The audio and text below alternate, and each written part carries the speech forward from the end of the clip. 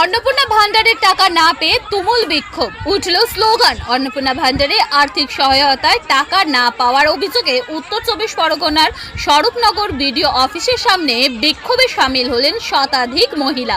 তাদের অভিযোগ, মাসের প্রথম দিনে অনেক উপভোক্তার অ্যাকাউন্টে টাকা পৌঁছে গেলেও এখনও কয়েক হাজার যোগ্য মহিলা সেই টাকা পায়নি। বিক্ষোভকারীদের দাবি, অনলাইন ও অফলাইন দুইভাবে আবেদন করার পরেও তাদের ব্যাংক অ্যাকাউন্টে কোনো অর্থ জমা পড়েনি। অথচ যারা এই প্রকল্পের জন্য যোগ্য নয় তাদের অনেককেই টাকা পেয়েছেন বলে অভিযোগ উঠে আসছে। অবিলম্বে সমস্ত যোগ্য উপভোক্তাদের অ্যাকাউন্টে অন্নপূর্ণা ভান্ডারের টাকা পাঠানোর দাবিতে স্বরূপনগর বিডিও অফিসের সামনে দীর্ঘক্ষণ বিক্ষোভ দেখান মহিলারা। আমাদের যে টাকা পয়সা পাইনি বলে আমরা এখানে এসেছি। অন্নপূর্ণা যোজনার প্রথম মাসে টাকা পেয়েছি, এ মাসে আমরা টাকা পাইনি। হ্যাঁ, প্রথম থেকে পেয়েছি, এ মাসে পাইনি।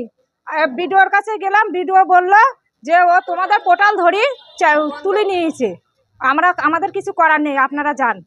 যা বোঝানোর বোঝাই দিল, আমরা চলে আসলাম। কি করব এখন? আমরা এই টাকাটা পেতে চাই, যে যোগ্য সে পাক, যে অযোগ্য সে যেন না পায়। যোগ্যরা পাচ্ছে তো, আমরা হচ্ছে যোগ্য, তারা যোগ্য না। আছে যারা ভোটার লিস্টে নাম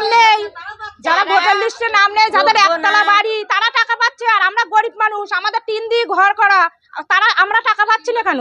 আমাদের যে জিনিসটা চালু হয়ে গেল, সে জিনিসটা কিভাবে বন্ধ হলো, এটা কৈফিয়ত চাই। হ্যাঁ, ভিডিওর সাথে উনি বললেন প্যানেল ধরি তুলে নিয়েছে, পোর্টাল ধরি তুলে নিয়েছে। কি নাম আপনার? শিখা মন্ডল, দত্তপাড়া বাড়ি।